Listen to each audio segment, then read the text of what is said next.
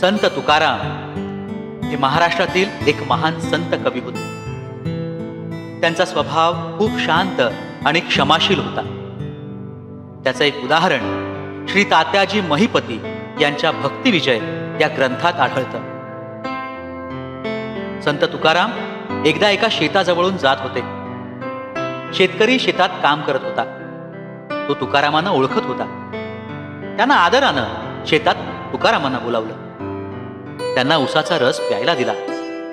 शिवाय निघताना घरच्या लोकांसाठी काही ऊसही दिले. ते ऊस घेऊन संत तुकाराम पुन्हा रस्त्याने चालू लागले. वाटेत त्यांना काही मुलं दिसली. त्याने ते ऊस त्या मुलांनाच वाटून टाकले आणि एक ऊस घेऊन ते घरी गेले. तुकारामांची मुलंही बाबांनी ऊस आणला असं म्हणत नाचू लागली. तो गलका ऐकून मुलांची आई बाहेर आली आणि आनंदाने म्हणाली, तुम्ही ऊस आणला? पण एकच ऊस पाहून ती चिडून म्हणाली, इतक्या दूरवर शेतात जाऊन काय तुम्ही एकच ऊस आणलात? नाही, मालकांनी मला पूर्ण भाराच दिला होता.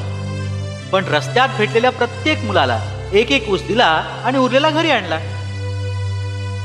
पत्नी जिजाई तिला जेव्हा आपल्या पतीनं ऊस वाटून टाकल्याचं कळलं तेव्हा तिला खूप संताप आला. ती त्यांच्याशी भांडायला लागली.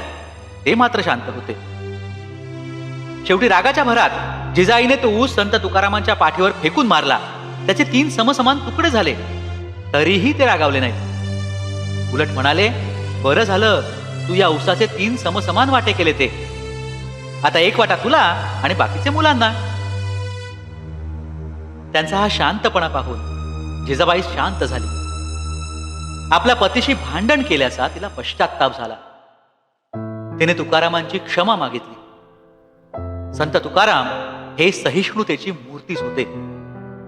घेण्यापेक्षा देण्यातला आनंद अनुभवणारे. तीच त्यांची भावना आणि श्रद्धा होती. संत तुकाराम यांची कीर्ती ऐकून छत्रपती शिवाजी महाराजांनी आपल्या सेवकांच्या हाती संत तुकाराम यांच्यासाठी मशाल, छत्र, घोडे आणि रत्न पाठवली. सेवकांनी नम्रपणे तो नजारा देत तुकारामांना म्हटलं, आपण परमेश्वराचे परमभक्त आहात. आपला सन्मान करण्यासाठी महाराजांनी हा नजराणा पाठवलाय. सेवक आणि घोडे, पालखी पाठवली. आपण आमच्या सोबत राजदरबारात यावं. यावर तुकाराम नम्रपणे म्हणाले, महाराजांना सांगावे की परमेश्वराची आपल्यावर सदा कृपा राहील. परंतु मला माझ्या विठ्ठलापासून विमुख करू नका. माझी झोपडी माझा राजमहाल आहे आणि माझ्या विठ्ठलाचं मंदिर हाच माझा राजदरबार आहे. संत तुकारामांचं हे निर्लोभी रूप पाहून राजे भारावले आणि स्वतः अलंकार वस्त्र घेऊन देहूगावी आले. हे सर्व वैभव पाहून तुकाराम महाराज म्हणाले, सोने आणि माती आम्हा समान हे चित्ती. यातून तुकारामांच्या वैराग्य वृत्तीचं दर्शन घडतं. पण तरीही सर्व सांसारिक व्यक्तींसाठी त्यांचा एक उपदेश होता. भिक्षापात्र अवलंबणे, जळो जिणे लाजिरवाणे. हा बाणा असायलाच हवा. आणि तरीही धन किती, कसं मिळवावं आणि कसं खर्च करावं हे सांगताना ते म्हणतात, जोडोनिया धन उत्तम व्यवहारे, उदास विचारे वेच करी. म्हणजे कुणाकडे उधार पैसे मागणे, भीक मागणे म्हणजे आपली प्रतिष्ठा गमावणे. आणि उत्तम स्वच्छ व्यवहार ठेवून धन जोडावे आणि मग जणू ते आपले नाहीच अशा विचाराने योग्य ठिकाणी खर्च करावे. गोष्टीचा बोध.